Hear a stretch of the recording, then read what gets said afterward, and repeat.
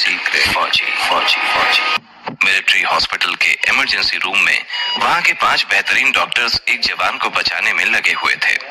उस जवान का पूरा शरीर सुइयों से भरा हुआ था और वो खून से सना हुआ था।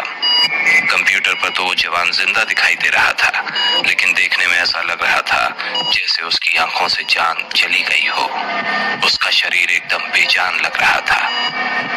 उसी इमरजेंसी रूम के बाहर खून से लथपथ 2 और फौजी अपने फटे हुए यूनिफॉर्म में हैरान परेशान दिख रहे थे। शायद वो डॉक्टर्स के बाहर निकलने के इंतजार में थे। जैसे जैसे ऑपरेशन का वक्त बीत रहा था, उन जवानों की हालत बद से बदतर हो रही थी। 2 घंटे के लंबे इंतजार के बाद आखिरकार ऑपरेशन थिएटर का गेट खुला। दोनों फौजी और उनके कुछ साथी डॉक्टर्स की तरफ दौड़े। क्या वो ठीक है? सबने एक साथ कहा। 4 डॉक्टर्स वहां से सिर हिलाते हुए निकल गए, जबकि एक डॉक्टर वहीं रुककर उनके सवाल का जवाब देने लगे। हाँ, हमने उसे बचा लिया। ये सुनते ही वहां खड़े सारे फौजियों के चेहरे खिल उठे। सबको राहत की सांस आई, लेकिन उन फौजियों के टीम इंस्ट्रक्टर को लगा कि बात कुछ और है। वो पूरी तरह से ठीक तो हो जाएगा ना? टीम इंस्ट्रक्टर ने पूछा। उसके शरीर की चोटों की तो ज्यादा दिक्कत नहीं है, लेकिन जो केमिकल उसको लड़ाई के टाइम पर दिया गया था वो खतरनाक है, और ऐसा हमने पहली बार देखा है। ये डिफेक्टिव केमिकल कैटेगरी में आती है। इसको बचाने में जो देरी हुई है उसकी वजह से ये केमिकल उसके ब्लड में मिल गया है और इसे वीक बना रहा है। डॉक्टर की बात सुनकर दोनों फौजी सुन्न पड़ गए। वीक होने से आपका क्या मतलब है? क्या इसका असर उसकी ताकत और परफॉर्मेंस पे पड़ेगा? दरअसल केमिकल पूरे शरीर में फैल गया है। अभी ये कहना मुश्किल है कि इस केमिकल का उसके शरीर पर क्या असर होगा, लेकिन इसका असर घातक भी हो सकता है। इसके साथ जो हुआ उसके लिए मुझे बहुत दुख है। देश के ऐसे जाबाज के साथ इस तरह की घटना होना वाकई हैरान करता है। डॉक्टर ने निराश होकर कहा। डॉक्टर की बात सुनकर दोनों फौजी और उनके साथी शॉक्ड थे। दोनों फौजियों के चेहरे पर 12 बजे हुए थे। तभी एक फौजी ने अपना आपा खो दिया और जोर से दीवार पर अपना हाथ दे मारा। कुछ ही पल में उसके दस्ताने से खून की बूंदें जमीन पर टपकने लगी। सब मेरी गलती है। शिट! कबीर ने मुझसे कहा था, ये सब मेरी गलती है। वो अपनी बात कंप्लीट कर पाता कि उससे पहले ही टीम इंस्ट्रक्टर ने उसका कॉलर पकड़ लिया और उससे कहा, मैंने तुम्हें ये कितनी बार कहा है कि कबीर की ऑर्डर बिना सवाल किए मान लिया करो। और ये ऑपरेशन कोई आम ऑपरेशन नहीं था। फॉलो ऑर्डर्स, ये 2 शब्द तुम्हारी बुद्धि में नहीं आते क्या? मैं बस जीत की खुशी में वहां से कुछ लेना चाहता था। मुझे बिल्कुल नहीं पता था कि वहां कुछ लोग जिंदा बचे हैं। इसी बीच चेयर पर बैठे सीनियर ऑफिसर ने पूछा, आखिर वहां हुआ क्या था? बताओ मुझे। दूसरे फौजी ने दीवार का सहारा लेते हुए धीरे से कहा, कबीर ने हमें वापस लौटने को कहा, और जब विशाल वहां से कुछ लेने गया तो तभी एक साइंटिस्ट वहां उस केमिकल का इंजेक्शन लेकर विशाल पर अटैक करने लगा। कबीर विशाल को बचाने गए और वो केमिकल का इंजेक्शन उनको लग गया। ये सुनते ही सीनियर ऑफिसर ने विशाल की तरफ देखा और चिल्लाते हुए कहा, इस गिल्ट के साथ कैसे रह पाओगे तुम? मैं बस कबीर को ठीक देखना चाहता हूँ। विशाल को सिर्फ कबीर की चिंता थी। इन सब बकवास का कोई फायदा नहीं। जाओ अंदर जाओ और देखो कि वो ठीक है कि नहीं। डॉक्टर ने दोनों को चुप कराते हुए कहा, जिसकी बात सुनकर दोनों फौजी हिम्मत करते हुए कबीर के कमरे के अंदर तक गए। क्या वो अभी भी मिलिट्री इंटेलिजेंस ब्यूरो ज्वाइन कर सकता है? टीम इंस्ट्रक्टर ने सीनियर ऑफिसर से पूछा। सीनियर ऑफिसर का जवाब झिझक भरा था। ये मिशन तो ठीक गया और हमने उनका रिसर्च बेस भी खत्म कर दिया, लेकिन डॉक्टर की माने तो कबीर अब फिजिकली उतना काबिल नहीं है। और तुम तो जानते ही हो कि मिलिट्री इंटेलिजेंस ब्यूरो में हम सिर्फ बेस्ट ऑफ बेस्ट को ही लेते हैं। वैसे इतना भी निराश होने की बात नहीं है। अभी उसकी ताकत की टेस्टिंग भी होगी। और तुमने तो 3 लोगों का नाम दिया था ना मिलिट्री इंटेलिजेंस ब्यूरो के लिए, उनमें से 2 मिशन पास कर चुके हैं, तो उनका मिलिट्री इंटेलिजेंस ब्यूरो में जाना तय है। टीम इंस्ट्रक्टर सीनियर ऑफिसर की बात से खास खुश नहीं था। उसी वक्त विशाल, जो कि कमरे के दरवाजे से चिपक कर इनकी सारी बातें सुन रहा था, वो रो पड़ा। दूसरा फौजी भी इस बात को समझ गया था। वो कबीर को कंबल उड़ाते हुए उसी के बगल में बैठ गया। उसके पास कहने को कुछ था ही नहीं, कहता भी क्या। आखिर उसने विशाल को इस बात पर पहले ही 2 थप्पड़ लगा दिए थे। अगले दिन कबीर फिजिकल एग्जामिनेशन रूम के बाहर अपने रिजल्ट का इंतजार कर रहा था। वो चुपचाप अपना पसीना पोंछ रहा था। विशाल भी उसी के साथ शांत खड़ा था। क्या होगा अगर रिजल्ट की वजह से तीनों अलग हो गए? इन 3 लोगों की टोली आर्मी के ज्वाइनिंग के पहले दिन से ही थी। अगर कबीर चला गया तो कुछ भी पहले जैसा नहीं होगा।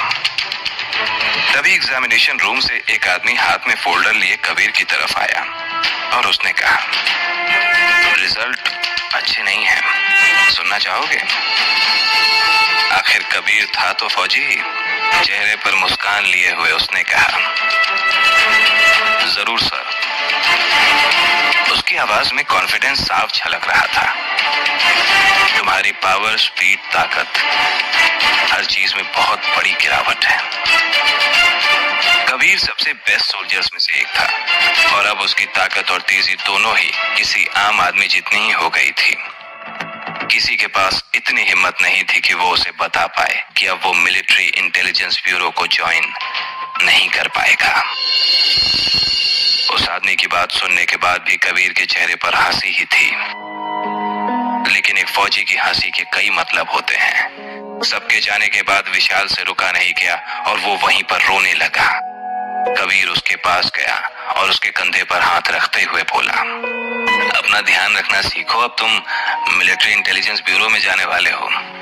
और याद रखना, वहां तुम्हें ऑर्डर्स फॉलो करने पड़ेंगे, वहां तुम अपने मन की नहीं चला सकते। कबीर, मुझे माफ कर दो, सारी गलती मेरी है, सिर्फ मेरी है। विशाल ने रोते हुए कहा। कबीर विशाल को शांत कराते हुए सीढ़ियों की तरफ चलने लगा।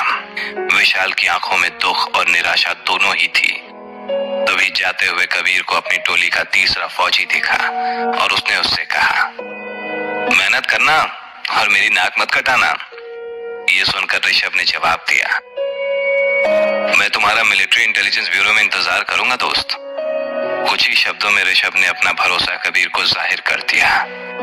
कबीर ने ऋषभ से अलविदा कहा और अपने कमरे की तरफ चला गया, जहां उसे अपने सामान भी पैक करने थे। कबीर के उसूल पक्के थे। वहां और रुककर वो अपने साथियों का दुख बढ़ाना नहीं चाहता था। आखिर में कबीर ने अपनी फौजियों की टोली वाली फोटो बैग में रखी और वहां से चला गया। टीम इंस्ट्रक्टर के ऑफिस में कबीर अब पहुंच चुका था। कबीर, मैं चाहता हूं कि तुम रुको।